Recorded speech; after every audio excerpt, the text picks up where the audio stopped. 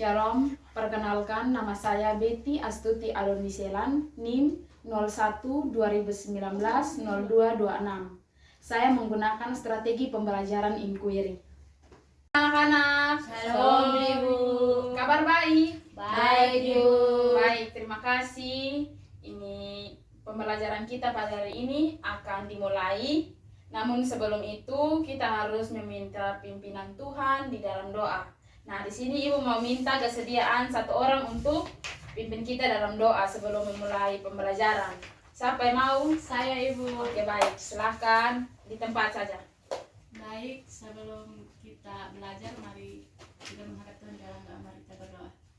Ya Tuhan, Bapa dalam kerajaan surga, Bapa yang kami puji dan anakmu Yesus Kristus Tuhan. Sekarang tiba saatnya kami anak-anakmu mau belajar. Oleh karena itu Tuhan, mari memberkati kami dari awal pertengahan hingga berakhir dengan baik. Hanya dalam nama Tuhan Yesus Kristus kami berdoa. Amin. Baik, terima kasih Kakak Desi.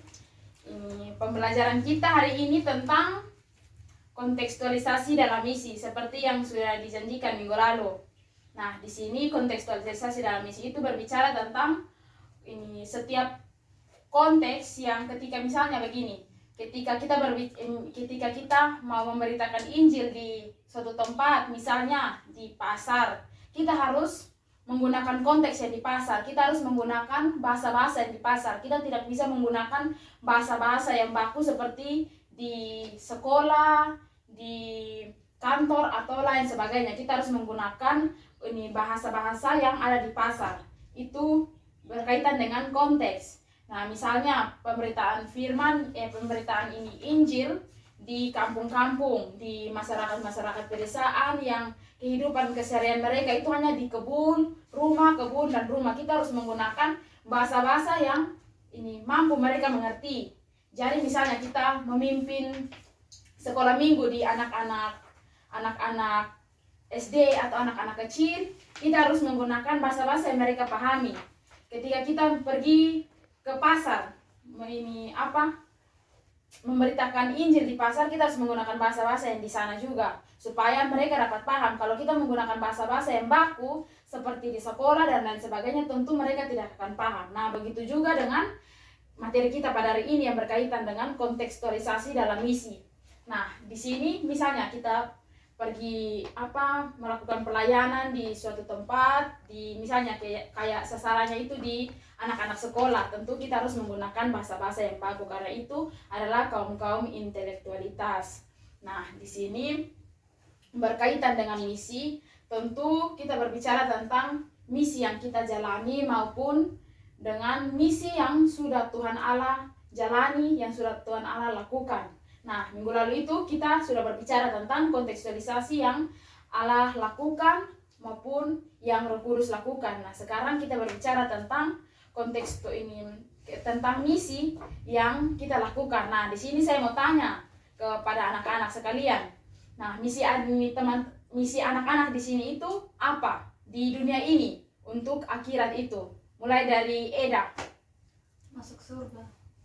Oh, itu masuk surga. Itu Eda melakukan apa di dunia ini? Beribadah, berbuat baik.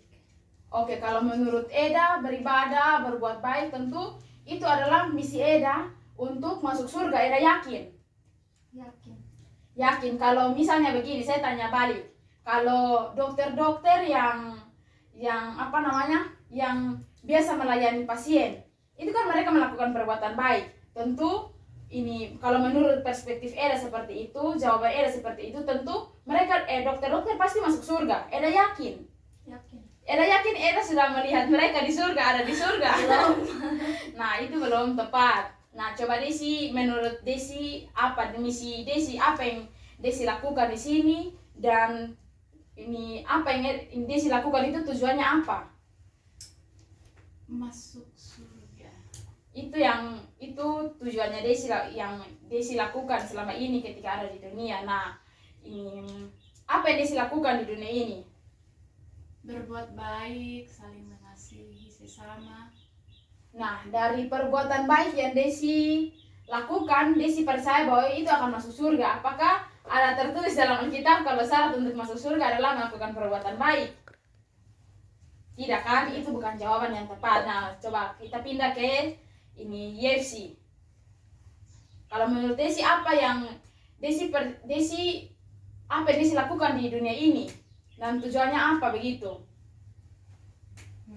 Kalau dari beta berarti misi semua orang pasti minta masuk surga, dan misi yang beta buat itu bisa berbuat baik, saling mengasihi, terus saling menolong. Nah, kalau dari jawaban dari Desi, dari Yefsi juga hampir sama dengan ini Eda dan Desi. Itu yaitu melakukan perbuatan baik, tujuannya itu untuk masuk surga. Nah, itu tentunya itu bukan jawaban yang tepat. Seperti yang tadi sudah saya jawab kembali kepada teman ini Eda dan Desi. Nah, coba Nori. Mungkin jawaban Nori agak sedikit berbeda atau berbeda sekali dengan Eda, Desi, dan Yefsi. Baik, menurut kalau saya, misi saya itu ingin masuk surga. Yang ingin saya lakukan supaya bisa masuk surga itu bisa rajin ke gereja, rajin baca Alkitab, berdoa, menolong, mengasihi, dan sebagainya. Apakah dengan Nori pergi ke gereja setiap minggu, lalu Nori baca Alkitab, apakah Nori yakin Nori akan masuk surga? Yakin. Yakin. Nah, berarti pendeta-pendeta yang ada di gereja itu kan mereka tiap hari baca Alkitab, dan kalau ngomong kasar saja mereka tiap hari ada di gereja. Nah, Nori yakin kalau mereka masuk surga. Nori kan ini, kalau Nori berbicara seperti itu berarti Nori sudah tahu, Nori sudah melihat di surga sana itu ada pendeta-pendeta, semua pendeta itu ada di surga. Tentu tidak kan? Oke, baik. Ada jawaban lain, misi yang ini anak-anak lakukan di dunia ini dan tujuannya apa, tujuannya apa? Ada yang lain, ada jawabannya lain? Atau ada yang sudah dapat jawaban yang kan belum ada yang mendapat jawaban yang benar. Kalau misi kita di dunia ini apa, melakukan perbuatan baik apa segala macam, tentunya semua orang berharap untuk masuk surga. Namun di sini yang misi kita di dunia ini yaitu bukan untuk masuk surga. Karena kalau kita masuk surga, kalau kita ini bercita-cita untuk masuk surga, tentu kita tidak akan mendapatkannya. Mungkin ada yang sudah mendapat gambaran terkait kita terkait misi kita di dunia ini untuk apa begitu.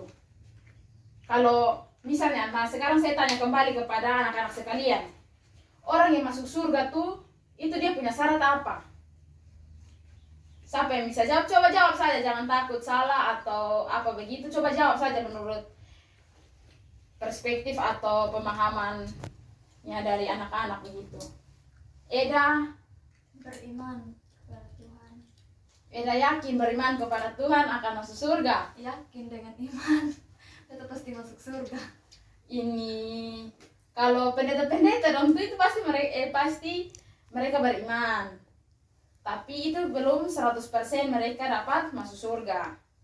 Nah, kalau Desi mungkin ada jawaban-jawaban yang timbul di Desi punya pikiran lain selain yang dari tadi Desi sudah jawab. Karena anugerah Allah. Karena anugerah Allah. Itu kan tadi saya tanya, ini misinya Desi. Misinya Desi di sini di dunia itu apa? Oke, baik. Coba satu orang lagi sebelum saya menjawab. Menaati perintah Tuhan. Orang yang menaati perintah Tuhan, tentu sepanjang hidupnya di dunia ini dia melakukan kesalahan. Kayak misalnya tadi di EFC, Desi, Era, dan Nori datang saja, itu pasti ada melakukan hal-hal yang tidak menaati perintah Tuhan. Contohnya, pikiran saja. Ketika Desi atau Yefsi datang ke sini saja, itu pasti ada timbul pikiran-pikiran yang tidak menaati perintah Tuhan atau menyimpang daripada perintah Tuhan atau jalannya Tuhan. Ada jawaban lain? Kalau tidak ada, saya akan menjelaskan sedikit tentang surga dan neraka. Nah, di sini kan teman-teman bilang kalau melakukan misi kita di dunia ini yaitu melakukan perbuatan baik ini untuk masuk surga. Nah, tentu di dunia ini apa yang kita lakukan itu bukan untuk masuk surga, karena di Alkitab juga tertulis itu, saya kalau tidak salah itu di kitab Perjanjian Baru, saya tidak tahu di kitab mana, saya lupa. Namun di situ ada tertulis bahwa perbuatan baik tidak mampu untuk menyelamatkan kita. Karena yang menyelamatkan kita itu hanya anugerah Allah. Jadi apapun yang kita lakukan di dunia ini itu hanya untuk memuliakan nama Tuhan, untuk memuji nama Tuhan. Apapun yang kita lakukan, semuanya kita serahkan kepada Tuhan, bukan untuk kita mau mencari surga. Karena perbuatan baik kita itu tidak akan menyelamatkan kita atau tidak akan membawa kita ke surga. Kalau kita melakukan perbuatan baik saja, tentu dokter-dokter yang ada di rumah sakit itu mereka pasti semua masuk surga. Saya yakin kalau ada pada perspektif atau pandangan dari anak-anak sekalian, karena mereka sudah melakukan perbuatan baik, mereka sudah mampu menolong pasien dan lain sebagainya. Nah, di sini yang saya mau katakan bahwa misi kita di dunia ini yaitu melakukan apa yang sesuai dengan kehendak Tuhan. Nah, daripada itu bukan bermaksud atau cita-cita kita bukan untuk masuk surga. Namun memang kita berharap juga untuk masuk surga, tapi apapun yang kita lakukan di dunia ini yaitu untuk memuliakan nama Tuhan, untuk memuji Tuhan dan lain sebagainya. Jadi ketika orang tanya bilang apa misi kita di dunia ini? Nah, misi kita di dunia ini yaitu melakukan apa yang Tuhan mau. Itu misi yang kita lakukan. Tujuannya itu untuk menyenangkan hati Tuhan dan lain sebagainya. Namun untuk berharap untuk masuk ke surga itu bukanlah cita-cita yang harus kita punya. Karena kalau kita masuk surga itu hanya karena anugerah Allah. Jika Tuhan berkehendak, kalau Tuhan bilang Eda masuk surga, ya Eda masuk surga.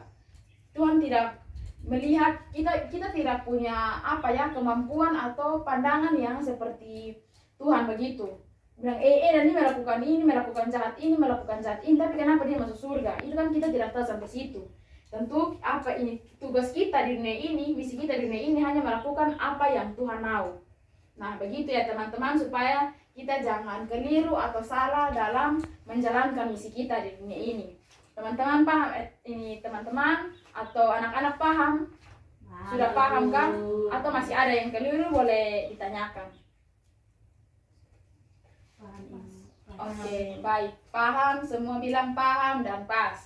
Baik, pembelajaran kita hari ini yaitu tentang kontekstualisasi dalam misi. Nah, itu kita berbicara juga tentang misi kita di dunia ini. Kita sudah berbicara minggu lalu itu tentang konteks misi misi Allah di dunia ini dan misinya dari Roh Kudus. Nah, kita ini hari juga sudah mantapkan dengan misi kita sebagai manusia di dunia ini untuk apa dan lain sebagainya. Tentu materi kita tentang kontekstualisasi dalam misi telah selesai dan minggu depan akan dilanjutkan dengan materi atau tema yang baru lagi. Nah, materi kita hari ini sampai di sini saja. Semoga apa yang sudah kita pelajari dapat menjadi berkat dalam kehidupan kita dan bagi sesama. Yang berkat yang Tuhan titipkan untuk sesama, yang Tuhan titipkan bagi kita untuk sesama, tentu kita akan memberikannya kepada sesama supaya kita jangan rambang dengan berkat yang Tuhan ini, berkat orang lain yang Tuhan titipkan kepada kita. Maka itu kita biasa berdoa bilang kita harus menjadi saluran berkat bagi sesama. Jangan Tuhan sudah menitipkan berkat orang lain kepada kita sudah berdoa bilang kita harus jadi berkat bagi orang lain. Kita tidak memberikan berkat itu kepada orang lain, namun kita rambang semua untuk diri kita sendiri. Tentu itu tidak baik. Baik, materi kita hari ini tentang kontekstualisasi dalam misi hanya sampai di sini, dan minggu depan kita akan melanjutkan dengan materi yang baru lagi. Baik, sebelum pembelajaran kita hari ini selesai, saya minta kesediaan lagi dari satu orang tadi, Desi. Sekarang pindah lagi Yesi, Nori atau Eda untuk memimpin kita dalam ini doa penutup dalam pembelajaran kita pada hari ini. Jeffy, Norisa. Baik, sebelum kita mengakhiri pembelajaran kita pada hari ini, mari kita berdoa kepada Tuhan. Mari kita berdoa. Ya Allah, Bapa di surga, Bapa segala puji syukur dan berterima kasih kami naikkan kepada Bapa karena begitu besar cinta kasih Bapa sehingga Bapa boleh mempersatukan kami di tempat ini untuk kami sama-sama belajar. Biarlah apa yang telah kami dapat boleh kami mengerti dan kami boleh berbagi kepada teman-teman kami atau saudara-saudara kami. Bapa di surga, hanya ini doa permohonan kami Bapa, sempurnakan doa kami. Hanya di dalam nama Yesus Kristus kami berdoa kepada Bapa di surga. Haleluya, amin. Baik, terima kasih Kakak Nori. Shalom. Baik, 1, 2, 3. Shalom. Shalom.